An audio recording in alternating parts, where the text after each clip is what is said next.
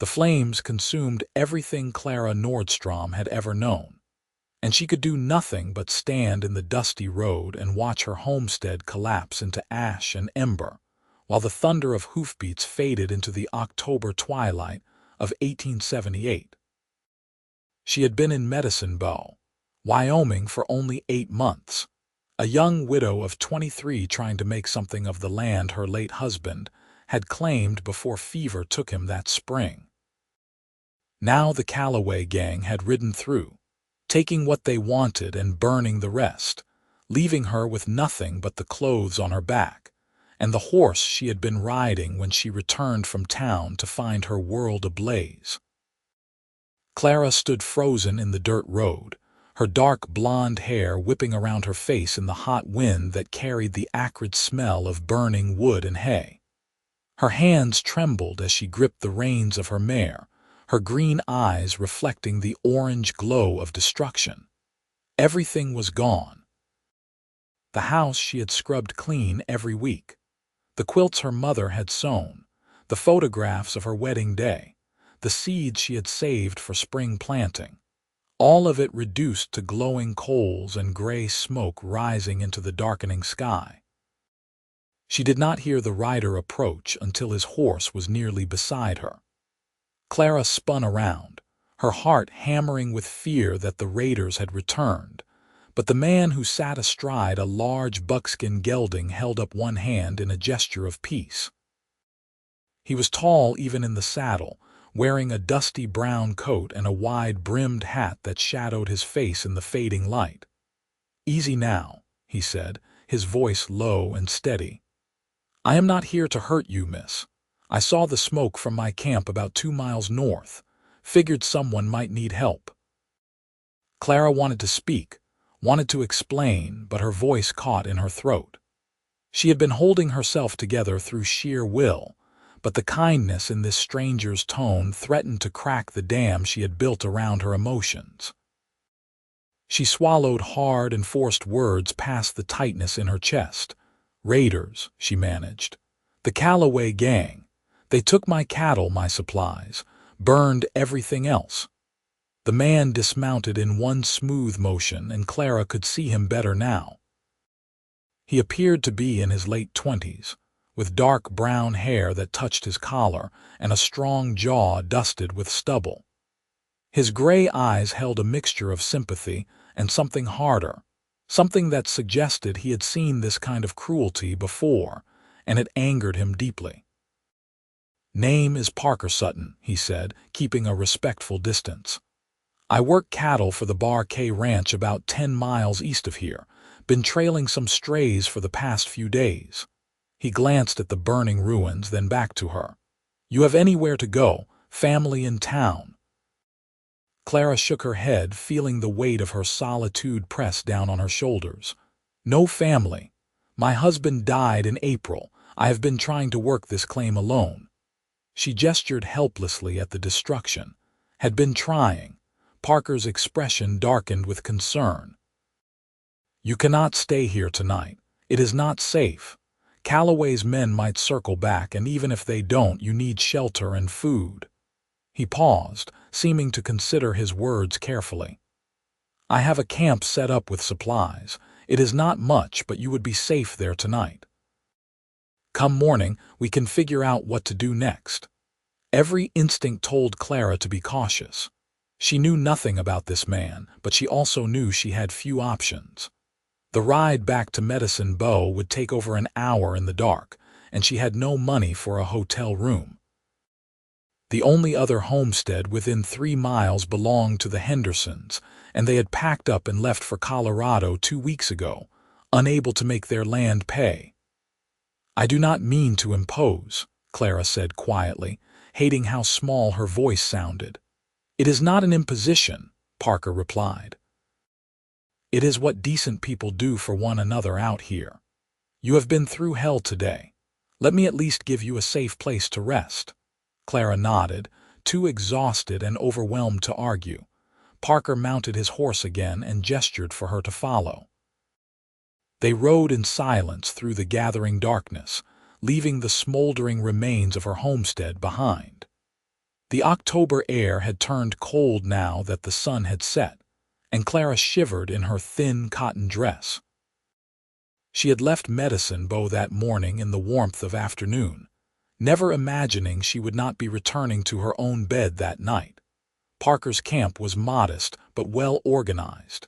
He had pitched a canvas tent near a creek, and a small fire burned in a ring of stones. 2 hobbled horses grazed nearby, and Clara could see bedrolls and supplies arranged with military precision. Parker helped her dismount and led her to a seat on a fallen log near the fire. "Coffee should still be warm," he said, pouring a tin cup full of the dark liquid and handing it to her. "I have some beans and bacon I can heat up. Not fancy, but it will fill your stomach." Clara wrapped her cold hands around the cup and felt the warmth seep into her fingers. "Thank you," she whispered. "I do not know what I would have done if you had not come along." Parker busied himself with the cooking, giving her space to collect herself. Clara watched him move efficiently around the camp, and she found herself studying him in the firelight. He moved like a man comfortable in his own skin, confident but not arrogant. There was a gentleness in the way he handled things that surprised her, a carefulness that seemed at odds with the rough life of a cowboy. "How long have you worked for the Bar K?" she asked, needing to fill the silence with something other than her own dark thoughts. "About 3 years now," Parker said, stirring the beans in a small pot. "I drifted around before that, worked ranches in Colorado and Montana, but the Bar K is good outfit, fair owners, decent pay. I have been thinking about trying to save up for my own place someday, but land is expensive and cattle even more so." "I thought I could make it work," Clara said, staring into the fire. "My husband Thomas claimed that land 2 years ago. We were going to build something together. Then he got sick last winter, and by spring he was gone. Everyone told me to sell and move back east, but I could not let go. I thought if I just worked hard enough I could prove them all wrong." She laughed bitterly. "Now I have nothing to show for it but ashes." Parker handed her a plate of food, and their fingers brushed briefly. Clara felt a spark of warmth that had nothing to do with the fire, and she pulled back quickly, startled by her own reaction. Parker did not seem to notice, or if he did, he was too polite to show it. "You should not blame yourself," he said, settling on the ground across the fire from her. "Calloway's gang has been terrorizing this territory for 2 years. The law cannot seem to catch them, and they hit ranches and homesteads at random. You could not have predicted they would target your place." Clara picked at her food, her appetite weak despite not having eaten since noon. "What will I do now? I have no money, no home, no livestock. Everything I owned was on that land." Parker was quiet for a moment, chewing thoughtfully. "Medicine Bow has some good people. Maybe someone in town needs help. You could work for room and board until you get back on your feet. Mrs. Patterson runs a boarding house, and I know she sometimes needs extra hands. Or the general store might need someone. Working as a maid or a shop girl," Clara said softly. It was not said with contempt but with resignation. She had nothing against honest work, but it felt like giving up on the dream she and Thomas had shared. Still, dreams did not keep you warm or fed. "There is no shame in it," Parker said gently. "Sometimes we have to take a step back to move forward again." They finished their meal in companionable silence, and Clara felt some of the tension ease from her shoulders. Parker was easy to be around, she realized. He did not pry or offer empty platitudes. He simply accepted the situation and tried to help, which was more than most people would do for a stranger. "You can take the tent tonight," Parker said as he collected their plates. "I will sleep out here by the fire." "I cannot take your tent," Clara protested. "You have already done so much." "I insist," Parker said firmly. "I have slept under the stars more nights than I can count. One more will not hurt me. Besides, you need proper rest after what you have been through. Clara wanted to argue further, but exhaustion was pulling at her bones. She nodded gratefully and made her way to the tent. Inside, she found a bedroll laid out with surprising comfort. She removed her boots and lay down fully clothed, pulling a wool blanket over herself. Through the canvas, she could hear Parker moving around the camp, the crackle of the fire, the gentle sounds of the night. She expected to lie awake for hours, her mind spinning with worry and grief, but instead sleep claimed her almost immediately. Her last conscious thought was that she felt safer than she had in months, and that realization both comforted and confused her. Clara woke to the smell of coffee and bacon frying. For a moment, she forgot where she was, and then the memories of the previous day crashed over her like a cold wave. She sat up slowly, her body stiff from tension and the hard ground. Morning light filtered through the canvas, and she could hear Parker whistling softly outside. She emerged from the tent to find him tending the fire, his hair damp as if he had washed in the creek.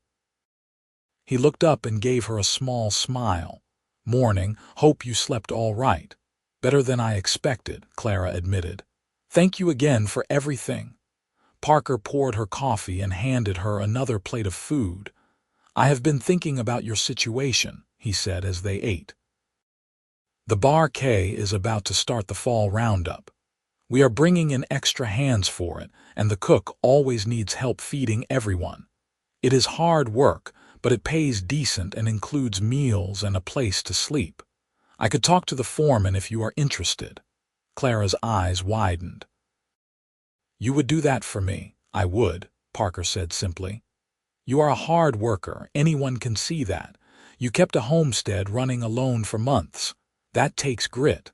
The Bar K could use someone like you." Hope flickered in Clara's chest for the first time since watching her home burn. "I would be grateful for any opportunity," she said earnestly. "I am not afraid of hard work." "I figured as much," Parker said. "We can head over to the ranch today. I need to report back anyway, and we can speak to Randall, the foreman. He is a fair man. If he knows your situation, I think he will give you a chance." They broke camp efficiently, Parker showing Clara how to pack things properly on a horse. She found herself watching his hands as he worked, noting the strength in them but also the gentleness. He treated the animals with respect and patience, talking to them in a low voice that made them settle and trust him. The ride to the Bar K took most of the morning. The ranch was larger than Clara had imagined, with a sprawling main house, several outbuildings, and extensive corrals. Cattle dotted the landscape as far as she could see, and she could hear the sounds of men working and horses moving. Parker led her to a weathered building that served as the ranch office. Inside, they found a grizzled man in his 50s bent over a ledger book. He looked up as they entered, his weathered face breaking into a smile when he saw Parker. "Sutton, about time you got back. Did you find those strays?" "Found 5 of them, Randall. The others must have wandered further than I thought. I will head back out tomorrow to search." Parker removed his hat. "But I have a situation I need to discuss with you first." Parker explained Clara's circumstances, leaving out no details. Clara stood quietly, letting him speak for her, grateful that he seemed to understand how difficult this was for her pride. Randall listened without interrupting, his shrewd eyes moving between Parker and Clara. "The Calloway gang has been a plague on this territory," Randall said when Parker finished. "I am sorry for your loss, Mrs. Nordstrom." He was quiet for a moment, then nodded. "As it happens, our cook Charlie has been complaining about needing help with the roundup. We will have 20 men to feed 3 times a day starting next week. If you are willing to work from dawn to dusk, I can pay you $30 for the month plus room and board." $30 was more money than Clara had seen in months. "I accept," she said quickly. "Thank you, sir. You will not regret it." I expect not, Randall said. Parker vouching for you carries weight around here. He is one of the best men I have got, and he does not throw his endorsement around lightly. He stood and gestured toward the door. Come on, I will introduce you to Charlie and show you where you will be staying. The cook's quarters were in a small cabin behind the main kitchen, a simple room with a cot, a washstand, and a small stove for warmth. It was sparse, but to Clara, it looked like luxury compared to sleeping on the ground. Charlie himself was a round man with a bushy mustache and twinkling eyes. He looked Clara up and down and grunted approval. Can you cook? He asked bluntly. I can, Clara said. Bread, stews, roasts, pies. I cooked for my husband and hired hands during harvest. Good enough, Charlie said. Roundup starts in 5 days. Until then, you can help me prep supplies and learn how we do things around here. Work starts at 4 in the morning and ends when the last dish is clean. Think you can handle that? I can handle it, Clara said firmly. Charlie grunted again, this time with what might have been respect. We will see. Get yourself settled, then come find me in the kitchen. Clara spent the rest of the day working alongside Charlie, learning the layout of the kitchen and the preferences of the ranch hands. It was exhausting work, but it felt good to be useful again, to have purpose and direction. Several times throughout the day, she caught glimpses of Parker as he went about his work, and each time their eyes met, he gave her an encouraging nod. That evening, as Clara was cleaning up after dinner, Parker appeared at the kitchen door with his hat in his hands. How was your first day? He asked. Exhausting, Clara admitted, wiping her hands on her apron. But good. Charlie is gruff, but I think he is pleased so far. Charlie is like that with everyone. Give him a week and he will be treating you like family. Parker shifted his weight. I wanted to check that you are settling in all right. If you need anything, my bunk is in the main building with the other hands. You have already done so much, Clara said. I do not know how I will ever repay your kindness. Parker's expression grew serious. You do not owe me anything, Clara. I did what anyone should do. He paused, seeming to struggle with something. But I want you to know that I will be keeping an eye on things. The Calloway gang operates in this area, and until they are caught, I want to make sure you are safe. Clara felt that same spark of warmth she had experienced the night before. That is very thoughtful of you, Parker.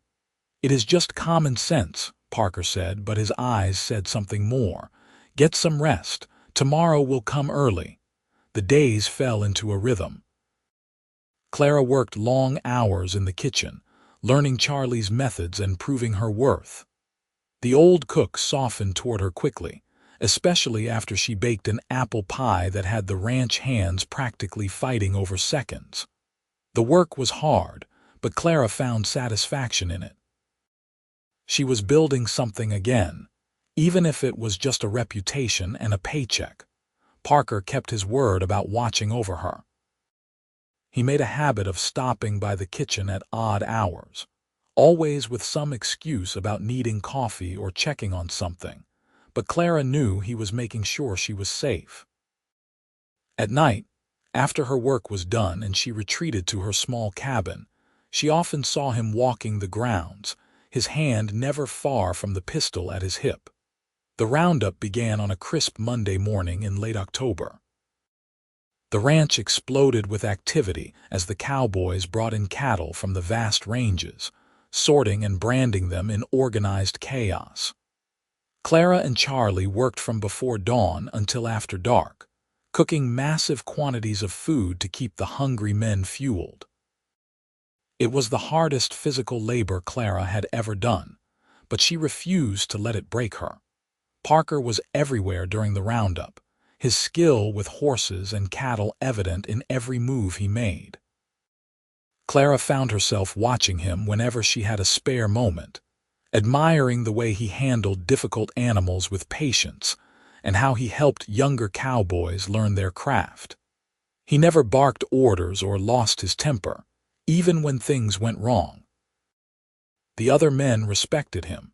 She could see it in how they listened when he spoke and sought his advice. One evening, about 2 weeks into the roundup, Clara was carrying water from the well when she heard raised voices from the main corral. She looked over to see Parker standing between two ranch hands who looked ready to come to blows. She could not hear what he was saying, but within moments, both men had relaxed and were shaking hands. Parker clapped them each on the shoulder and walked away, and Clara felt a swell of admiration for how he had diffused the situation. "That Parker is something special," Charlie said from behind her, making her jump. The old cook chuckled at her reaction. "Do not think I have not noticed you watching him, girl, and do not think I have not noticed him watching you right back." Clara felt heat rise to her cheeks. "I do not know what you mean." "Sure you do not," Charlie said with a knowing smile. "I have been around long enough to recognize when two people are circling each other like nervous colts. He is a good man, Clara, one of the best I have known. You could do a lot worse." "I am not looking for anything like that," Clara protested. "I have only been widowed 7 months. It would not be proper." "Proper," Charlie snorted. "Out here, proper is what keeps you alive and fed and safe. That man has been standing guard outside your cabin every single night since the roundup started. He thinks you do not know, but I have seen him. He sleeps maybe 4 hours a night because he is making sure nothing happens to you." Clara's heart skipped. "Every night. Every single one," Charlie confirmed. "Now, you tell me that is just a man being neighborly and I will call you a liar." That night, after finishing her work, Clara did not immediately go to her cabin. Instead, she made 2 cups of coffee and walked around to the back of the building where shadows pooled deep under the eaves. Sure enough, Parker was there, sitting on an overturned crate with his rifle across his knees. He looked up in surprise as she approached. "Clara, is everything all right?" "Everything is fine," she said, handing him one of the cups. "Charlie told me you have been keeping watch out here." Parker had the grace to look slightly embarrassed. "I did not want to make you uncomfortable. I just wanted to be sure you were safe. Those raiders are still out there." Clara sat down on a nearby barrel, close enough that she could see his face in the moonlight. "You need sleep, Parker. You cannot keep this up." "I can sleep when the roundup is over," Parker said stubbornly. "Right now, I need to know you are protected." "Why?" Clara asked softly. "Why does it matter so much to you? You barely know me." Parker was quiet for a long moment, staring down at his coffee. When he spoke, his voice was low and honest. "From the moment I saw you standing in front of those flames, something in me shifted. You were so strong, even in the worst moment of your life. You did not cry or fall apart. You just stood there trying to figure out what to do next. And then I got to know you these past weeks, watching you work harder than most men I know, never complaining, always trying to do better. You are remarkable, Clara, and the thought of something happening to you while I could have prevented it, that keeps me awake more than sitting out here does." Clara's breath caught in her throat. "Parker, I do not know what to say." "You do not have to say anything," Parker said quickly. "I am not asking for anything. I know it is too soon after losing your husband. I just wanted you to understand why I do this. It is not out of pity or obligation. It is because I care about what happens to you." Clara set down her coffee cup and reached out, placing her hand over his where it rested on the rifle. "Thomas was a good man, and I loved him, but what we had was comfortable and practical. We were partners, friends. What I am feeling right now, looking at you, is something different, something I have never felt before, and it frightens me." Parker turned his hand over so their palms met, his fingers curling around hers. "It frightens me too," he admitted. "I have never felt this way about anyone. But I am willing to wait, Clara, however long you need. I am not going anywhere." They sat together in the moonlight, hands joined, not speaking but communicating everything that needed to be said through that simple touch. Eventually, Clara stood to go inside, but before she left, she leaned down and pressed a gentle kiss to Parker's forehead. "Thank you for guarding me," she whispered. "But from now on, I want you to take care of yourself too. I need you whole and rested." "Yes, madam," Parker said, and she could hear the smile in his voice. The roundup ended successfully in mid-November. The cattle had been sorted, branded, and moved to their winter pastures. The extra hands were paid off and sent on their way, and the ranch settled into its quieter winter routine. Clara had proven herself invaluable, and Randall offered her a permanent position as assistant cook at $40 a month. She accepted immediately. Parker returned to his regular duties, but he and Clara saw each other daily now. They fell into an easy companionship, sharing meals when they could and taking walks together in the evenings when work allowed. Parker was courting her properly, Clara realized, in the old-fashioned way.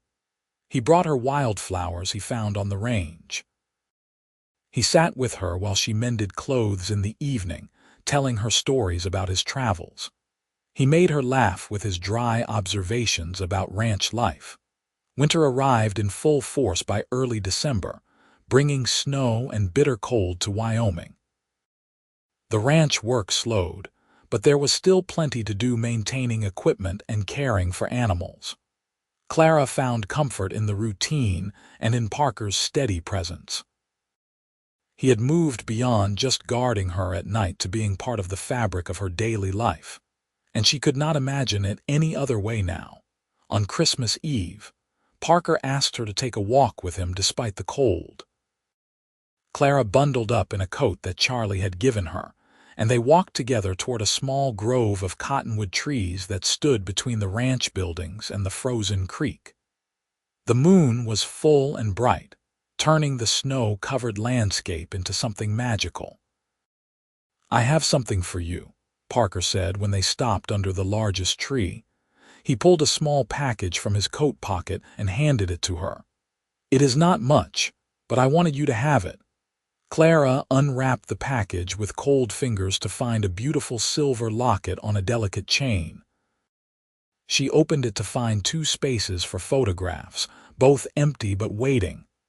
"I thought you could put pictures of the people who matter most to you in it," Parker said. "Family, friends, whoever you want to carry close to your heart." Clara felt tears prick her eyes. "It is beautiful, Parker. But I have nothing to give you." "You have given me more than you know," Parker said. He reached out and tucked a strand of hair behind her ear, his hand lingering on her cheek. "You have given me hope for a future I did not know I wanted. You have made me believe that I could be more than just a drifting cowboy. With you, I feel like I could build something permanent, something real."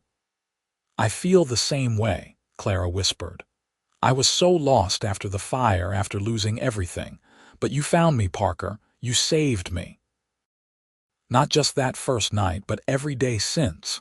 You have shown me what it means to be truly cared for."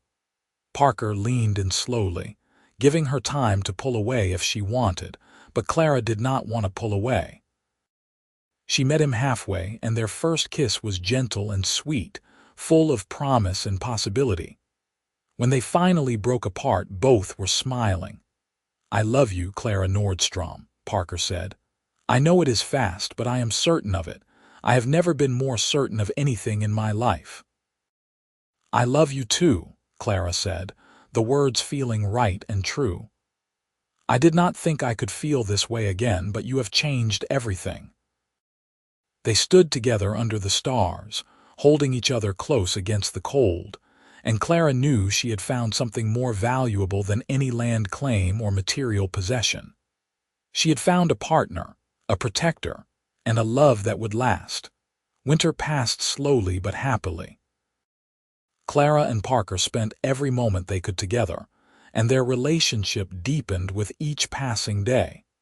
They talked about their dreams and fears, their pasts and their hopes for the future.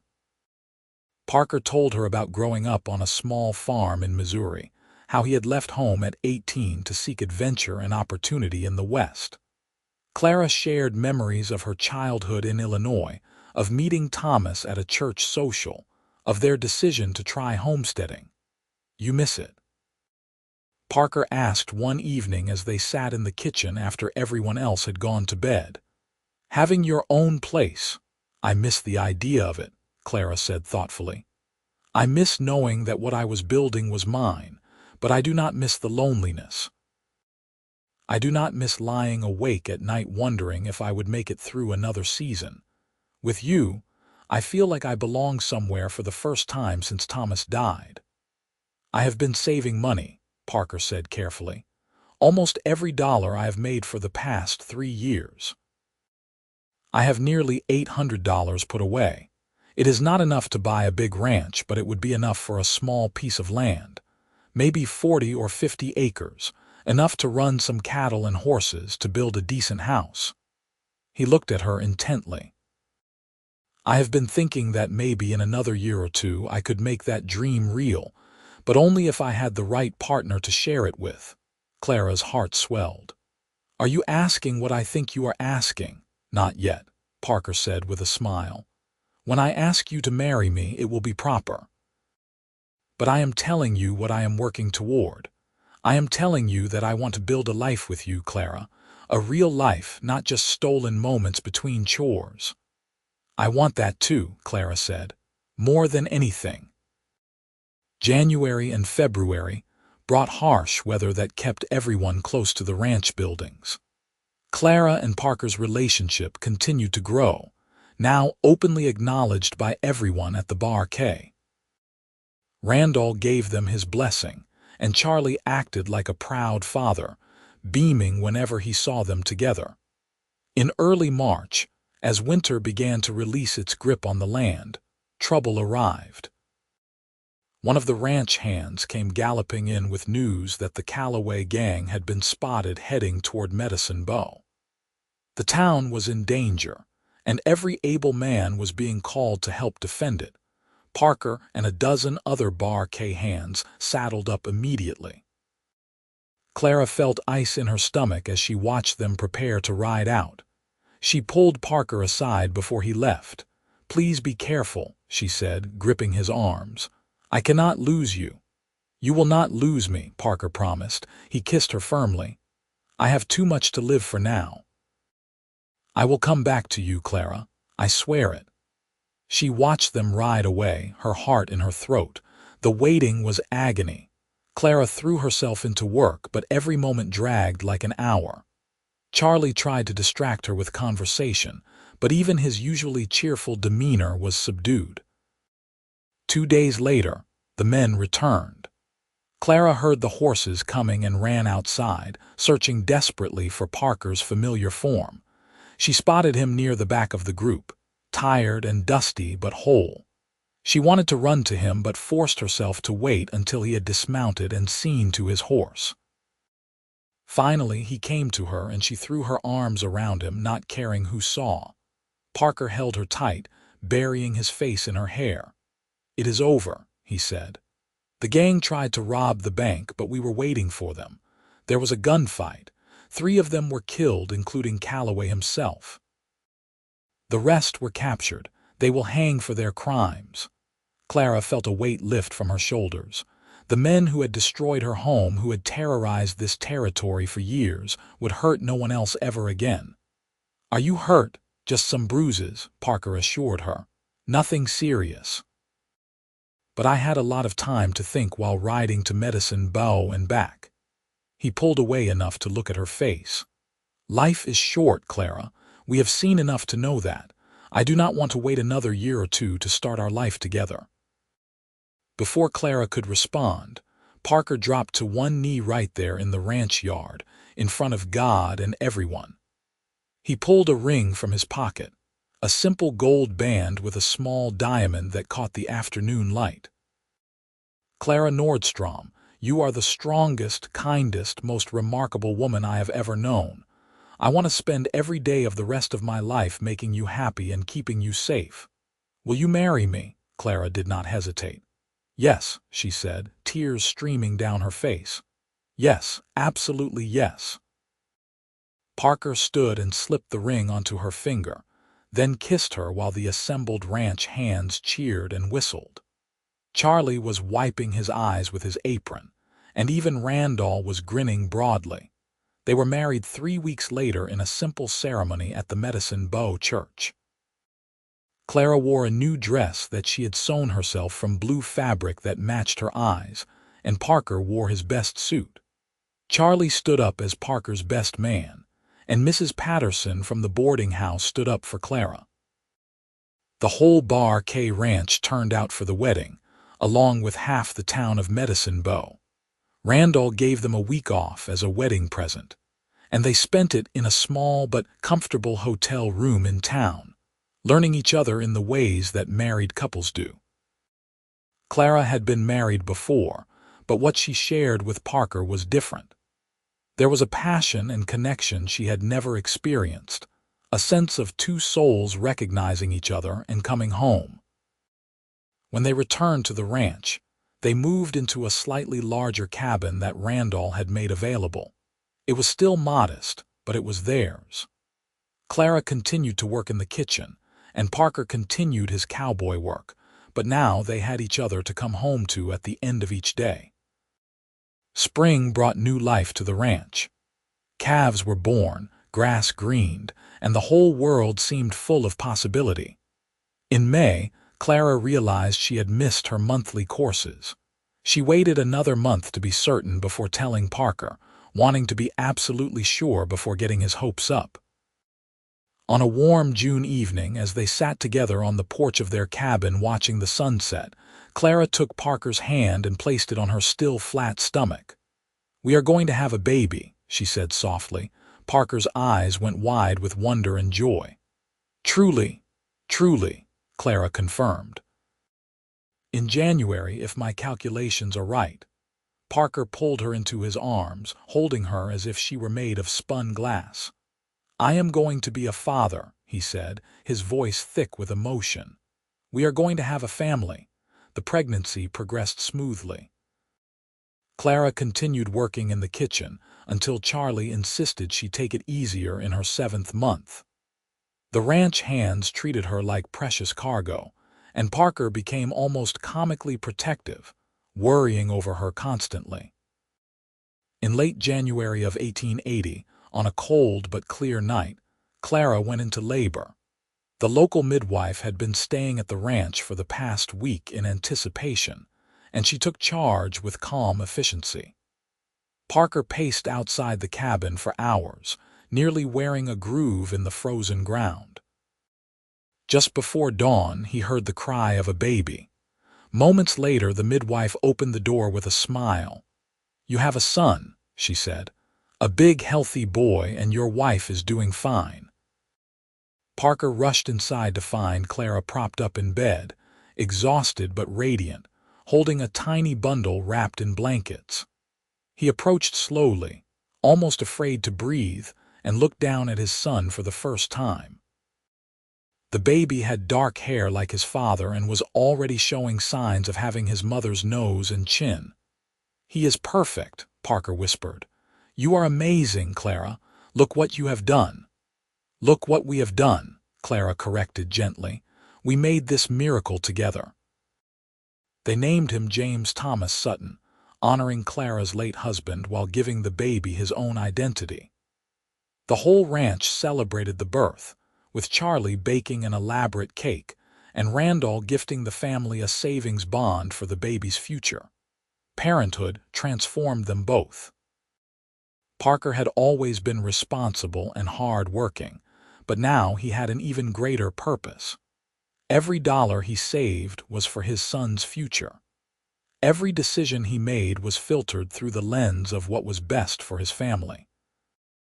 He continued to guard them fiercely, but now it was not against external threats so much as the daily challenges of frontier life. Clara blossomed as a mother. She cut back her work hours to care for James, but she still helped Charlie when she could, now with the baby strapped to her back or napping nearby in a basket. The other ranch wives, drawn by the baby, became her friends and confidantes. She was no longer alone in the world. She had built a community, a family, a life. In the spring of 1881, Parker came home one evening with unusual excitement in his eyes. He swept Clara into a dance around the kitchen, careful not to disturb James sleeping in his cradle. "I have news," Parker said. "Remember that land I have been saving for? 40 acres about 5 miles from here just came available. The owners are heading back east, and they want to sell quickly. Randall helped me negotiate a price, and with my savings plus a small loan from the ranch, I can afford it." Clara's hands flew to her mouth. "Parker, are you serious? Our own land," Parker confirmed. "It has a small house already built, a barn, good water access. It needs work, but it is solid. We could move in this summer and start building our own herd. Randall has agreed to sell me 20 head of cattle on credit, and I can work part-time for the Bar K until we are established enough to make it on our own." Clara felt tears of joy streaming down her face. After everything she had lost, everything she had been through, she was getting a second chance. But this time, she would not be alone. This time, she would have Parker by her side, and together they could accomplish anything. They moved to their new property in June when James was 5 months old. The house was smaller than Clara's first homestead had been, but it was sturdily built with glass windows and a solid roof. Parker spent every spare moment making improvements, repairing fences, and preparing for their first winter as independent ranchers. Clara planted a garden and worked to make the house a home. She sewed curtains for the windows and quilts for the beds. She painted the kitchen a cheerful yellow and filled the house with small touches that made it feel warm and welcoming. This was not just a house, it was their home. A place where their family would grow and thrive. The first year was challenging. They worked harder than they ever had, learning to balance running their own ranch with caring for a young child. But they did it together, supporting each other through the difficult times and celebrating every small victory. When they sold their first cattle in the fall, the profit was modest, but it represented something far more valuable than money. It represented their independence and their success. In the winter of 1882, Clara discovered she was pregnant again. This time, Parker was calmer, having been through it before, but no less excited. Their second child, a daughter they named Elizabeth Rose, was born in August of that year. She had her mother's blonde hair and her father's gray eyes, and she completed their family in a way that felt absolutely right. The years passed in a rhythm of hard work and simple joys. Their ranch grew slowly but steadily. They added to their herd each year, built a new barn, expanded the house to accommodate their growing family. James grew into a sturdy boy who loved following his father around, learning ranch work from the time he could walk.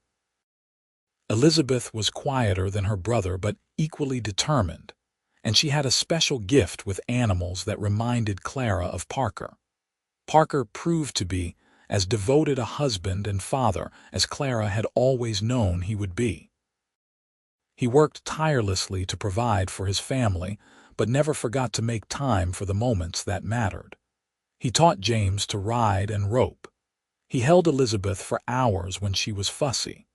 He made sure Clara knew every single day that she was loved and cherished. Clara thrived in the life they had built. She was not the same frightened, lost woman who had watched her homestead burn nearly 8 years ago. She was strong, confident, surrounded by love and purpose. She had proven that she could overcome anything, and more importantly, she had learned that she did not have to do it alone. By the summer of 1886, their ranch was prosperous enough that Parker could hire a hand to help with the heavy work. James, now 6 years old, was talking about being a rancher like his father when he grew up. Elizabeth, at 4, was more interested in the chickens and barn cats that populated the property. Life had settled into a beautiful, comfortable rhythm. On a warm evening in July, after the children had been tucked into bed, Parker and Clara sat together on the porch they had built the previous summer.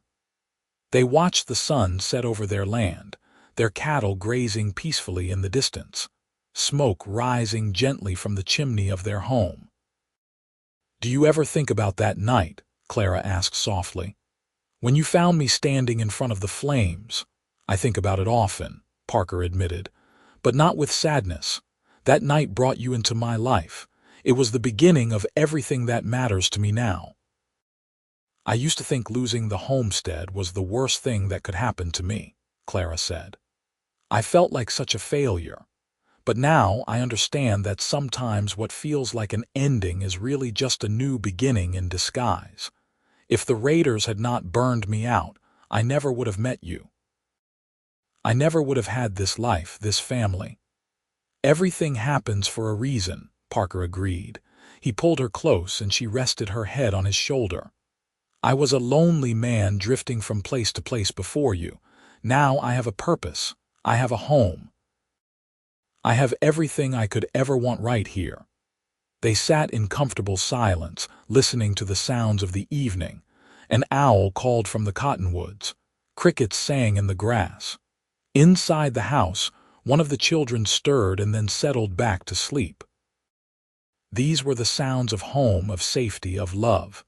"I love you, Clara Sutton," Parker said. "More today than yesterday and less than I will tomorrow." "I love you too," Clara replied.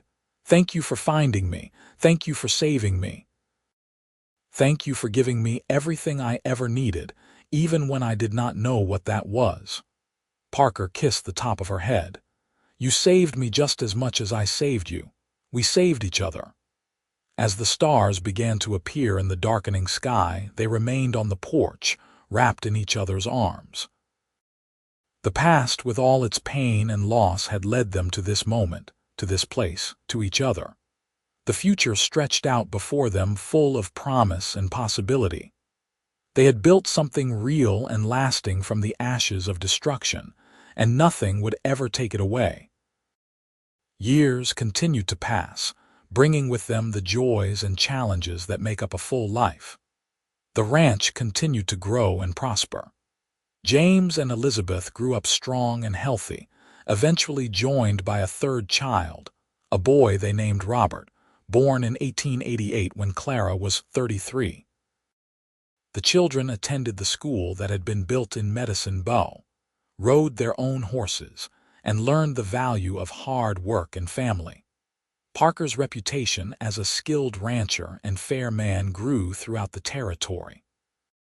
When Wyoming became a state in 1890, he was asked to serve on the local council, helping to shape the laws and future of their community.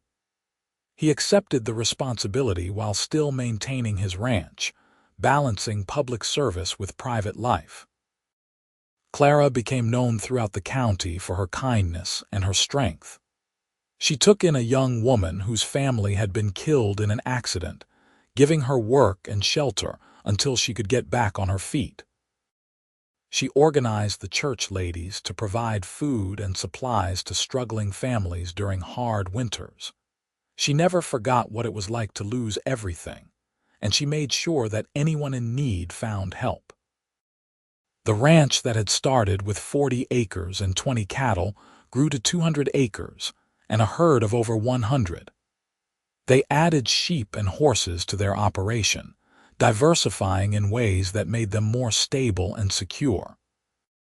The small house was expanded multiple times until it was a comfortable 6-room home with a real parlor and separate bedrooms for each child. But through all the changes and growth, the core remained the same. Parker and Clara remained devoted to each other and to their family. They still sat together on the porch in the evenings when weather allowed, talking about their day and making plans for the future. They still made each other laugh. They still looked at each other with the same love and wonder that had grown between them during those early days at the Bar K. On their 10th wedding anniversary in 1880, Parker took Clara back to the spot under the cottonwood trees where he had first kissed her and given her the locket. He had arranged for Charlie, who had since retired but remained a close family friend, to watch the children for the night. 10 years, Parker said, taking both her hands in his. 10 years since you agreed to be my wife. 10 years of building this life together. Every single day has been a gift, Clara. You are my partner in every way that matters. You make me a better man. You have given me everything, Clara said. A home, a family, security, love. You have been my rock, my protector, my greatest support. I cannot imagine my life without you in it. They renewed their vows there under the stars, making promises to each other that they had already kept every day for a decade and would continue to keep for all the years to come. When they finally headed home, they stopped to look back at their ranch spread out below them, lights glowing in the windows of their house. "Look at what we have built," Clara whispered. "Look at what we will continue to build," Parker replied. "This is just the beginning." And it was. Their story did not end with a single happy moment, but continued to unfold with each passing day. James grew up to take over the ranch, marrying a schoolteacher from Laramie and giving Parker and Clara their first grandchildren.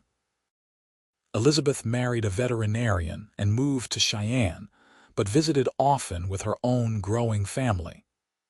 Robert became a lawyer, using his education to help protect the rights of ranchers and settlers throughout Wyoming.